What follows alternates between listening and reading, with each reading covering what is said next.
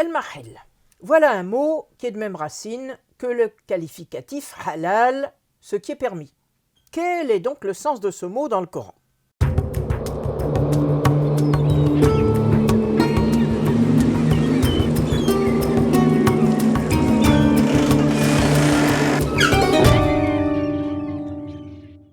À première vue, le terme mahil ressemble à ce qu'en arabe on appelle un nom de lieu, ism makan. Tu auras compris que le m est un préfixe et que la racine est halala, sur laquelle on trouve effectivement le qualificatif halal qui s'oppose à haram, ce qui est interdit.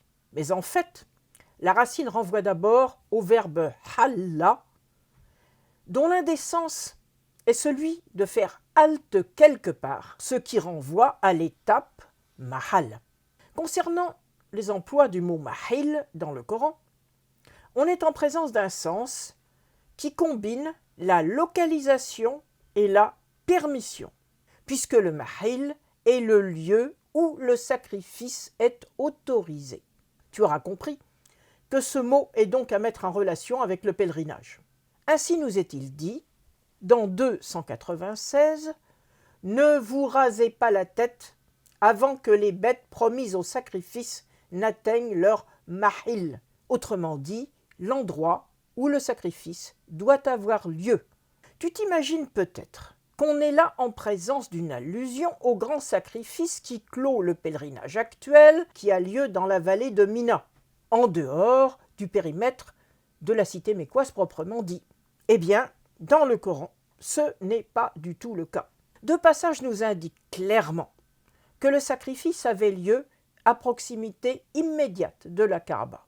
On trouve ces passages dans 48-35, où il nous est dit que Mohammed et ses partisans, exilés à Médine, sont empêchés d'accéder au lieu de prosternation sacré, el-Masjid, el-Haram, et de faire parvenir les bêtes consacrées sur leur lieu de sacrifice. Un autre passage est encore plus clair. Il s'agit de 22-33, où il nous est dit que le lieu où le sacrifice est autorisé se trouve près de la vieille demeure, el-Bayt l'Atiq, que nous avons vu dans la vidéo de Tawaf à propos de 22-29, où justement la vieille demeure est liée au rituel de la tournée at-Tawaf.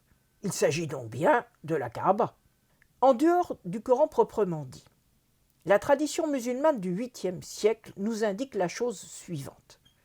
La hauteur de Marwa, qui fait partie du rituel du pèlerinage actuel et qui est située à l'est de la Kaaba, donc toujours dans le périmètre sacré, était appelée Mut'im at-Tayr, autrement dit, le nourrisseur des vautours. Tu auras deviné que c'est une manière de dire que les carcasses des bêtes sacrifiées y étaient déposées.